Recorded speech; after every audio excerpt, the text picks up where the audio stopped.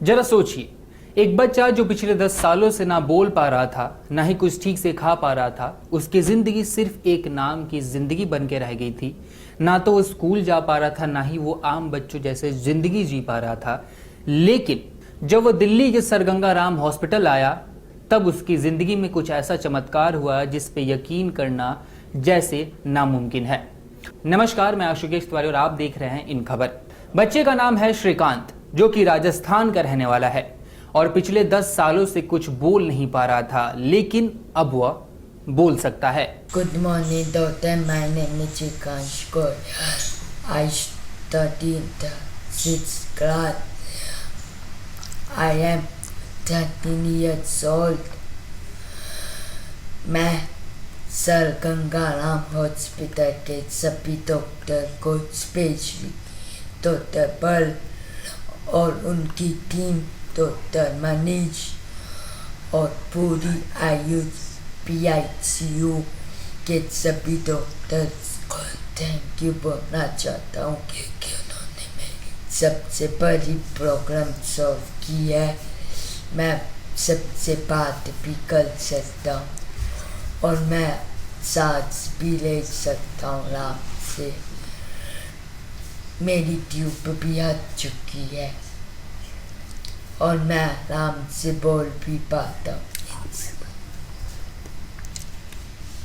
Thank you. यह बच्चा सिर्फ बोल ही नहीं सकता, बल्कि यह बच्चा लोगों को अपनी बात समझा रहा है और यह भी दिखा रहा है कि कैसे आज भी डॉक्टर्स को भगवान के रूप में माना जाता है और यह डॉक्टर आज भी चमत्कार करते हैं।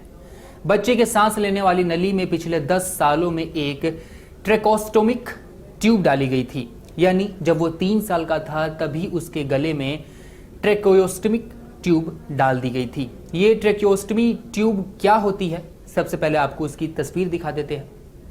सांस संबंधित तकलीफ होने पर ट्रेकोस्टोमिक दी जाती है। जब कोई सांस की समस्या से जूझता है या फिर जब कोई मरीज वेंटिलेटर पर होता है, तब उसे बचाने के लिए और सांस में कुछ रुकावट हो या फिर सांस लेने में ज़्यादा जोर देना पड़े, तब इसका इस्तेमाल किया जाता है। यानी ट्रेकोस्टोमिक ट्यूब का उन मरीजों पे इस्तेमाल किया जाता है।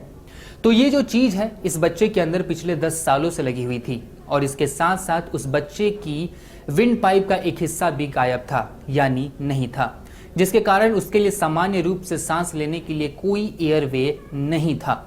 बच्चे ने पिछले 7 वर्षों में ना ही किसी सामान्य रूप से बात की, ना ही कुछ खाया किसी आम बच्चे की तरह। डॉक्टर मनीषा मुंजल, जो कि senior consultant department of ENT में कार्यरत है, सर गंगा राम हॉस्पिटल में है, उन्होंने कहा कि जब मैंने पहली बार मरीज को देखा तब मुझे लगा कि यह बहुत ही जटिल एयरवे और वॉइस बॉक्स सर्जरी होने वाली है। ऐसा मामला मैंने पिछले 15 वर्षों में कभी नहीं देखा। इस बच्चे को क्रिकोइड और वायु पाइप यानी जो ट्रेकल कॉम्प्लेक्स होता है उसका पूर्ण 100% ब्लॉकेज है, यानी स्टेनोसिस है। स्टेनोसिस बोलते हैं ब्लॉकेज को साइंटिफिक टर्म में, मेडिकल टर्म में। इसी बड़ी जटिलता के कारण रीएनेस्टामोसिस यानी फिर से सर्जरी कराना मुमकिन नहीं है, यानी संभव नहीं है। सर्जरी बहुत ही कठिन और चुनौतीपूर्ण भी रहेगी, ये डॉक्टर साहब का बताना था। लेकिन फिर भी इस सर्जरी को किया गया और सर्जरी शायद सफल रही। इस तरह की सर्जरी की जटिलताओं को देखते हुए सर गंगाराम अस्पताल ने department of ENT, department of thoracic surgery, paediatric intensive care department और डिपार्टमेंट ऑफ एनेस्थीसिया से लिए गए डॉक्टर का एक पैनल बनाने का फैसला किया। डॉक्टर सब्यसाची बाला, जो कि चेयरपर्सन है डिपार्टमेंट ऑफ थेरोसिस सर्जरी की सर गंगाराम हॉस्पिटल में, उन्होंने कहा कि हमने एयरवे के क्रिकोट्रेचियल रिसेक्शन को ऑपरेट करने का निर्णय लिया और ये एक जटिल और चुनौतीपूर्ण सर्जरी है जिसमें असफलता का अधिकतम जोखिम होता है और कभी कभी यह जोखिम मृत्यु दर में भी बदल जाता है। लेकिन इस बच्चे के पास इस इलाज के अलावा और कोई विकल्प नहीं था और यही बात परिवार को भी बता दी गई।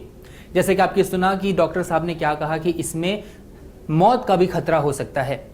परिवार को यह बात बताने के बाद 23 अप्रैल 2022 को ऑपरेशन थिएटर के अंदर बच्चे को सर्जरी के लिए ले जाया गया।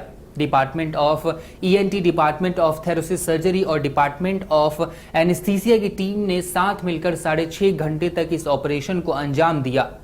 जब तक ऑपरेशन चला तब तक सबके मुंह से बस दुआएं निकल रही थीं। आखिरकार 6.5 घंटे का ऑपरेशन खत्म हुआ और डॉक्टर बाहर आए और कामयाब होकर बाहर आए। यहाँ पे उनके हाथ कामयाबी तो लग चुकी थी, लेकिन डॉक्टर अभी भी थोड़ी सी सावधानी और चुनौतियों का सामना कर रहे थे। बाहर आने के बाद डॉक्टर अनिल सचदेव, जो कि डायरेक्टर हैं पीडियाट्रिक्स इंटेंसिव केयर के डिपार्टमेंट ऑफ पीडियाट्रिक्स में, जो कि सर गंगाराम हॉस्पिटल में है, उन्होंने कहा कि बच्चे की छाती में एयरवे के रिसाव का बहुत अधिक जोखिम है, जो कि भयावह हो सकता है। इसलिए बच्चे को 3 दिनों तक गर्दन के बल यानी ठुड्डी को छाती के अंदर दबा के रखने की सलाह दी गई और 3 दिनों तक वैसा ही रखा गया। साथ ही उसे लो प्रेशर ऑक्सीजन सपोर्ट पर भी रखा गया ताकि उसे किसी तरह का ट्रॉमेटिक एयर लीक ना हो। बच्चे को 3 दिनों के लिए आईसीयू में रखा गया और ठीक होने में कोई जब दिक्कत नहीं नजर आई तब उसे वहां से छुट्टी दे दी गई। फिलहाल उसकी हालत स्थिर है और उसके जो घर वाले हैं वो बहुत ही ज्यादा खुश हैं। आइए अब सुन लेते हैं डॉक्टर मनीषा मुंजाल को कि वो क्या कहते हैं आखिर इस सर्जरी के बारे में। कंप्लीट क्रिकोट्रेकल स्टेनोसिस एक बहुत ही चैलेंजिंग सर्जिकल प्रॉब्लम है। इसमें जो वोकल कॉर्ड्स के नीचे का सिकुड़न होता है वो और जो ट्रेकिया विंड पाइप होती है उसके बीच में एक तालमेल बनाना बिना नसों को डैमेज के बहुत ही कठिन काम है और ये बच्चे में हमें 10 साल तक वेट करना पड़ा। उसके बाद हम लोग हिम्मत जुटा पाए और इस बच्चे की सर्जरी हुई है। सारी नसें ठीक हैं, प्राइमरी रिसेक्शन किया गया, एनास्टोमोसिस किया गया ताकि बच्चे को इमीडिएटली फ़ायदा भी हो और उसका जो एगनी है, जो लंबा अंतराल रहा उसकी लाइफ में बिना स्कूल के, बिना खाने पीने के, वो ठीक हो पाए। बच्चे के घर वाले काफी खुश हैं और उन्होंने हॉस्पिटल से लेकर के सारे स्टाफ और डॉक्टर्स को धन्यवाद दिया। तो ये थी एक छोटे से बच्चे की बड़ी सी कहानी, जिसके आगे डॉक्टर्स ने मिलकर उसकी कहानी को और बेहतर करने की कोशिश की और उसके जीवन को और ज्यादा संवारने की कोशिश की। कैसे लगी आपको इन्फॉर्मेशन, कैसी लगी आपको ये जानकारी, हमें कमेंट करके ज़रूर बताएं। और अगर ऐसी वीडियोस देखना चाहते हैं, इन्फॉर्मेटिव वीडियोस देखना चाहते हैं, तो हमारे चैनल को लाइक ज़रूर करें, क्योंकि हम ऐसी वीडियोस आपके लिए निरंतर बनाते रहते हैं। धन्यवाद। इन खबर चैनल को सब्सक्राइब करें।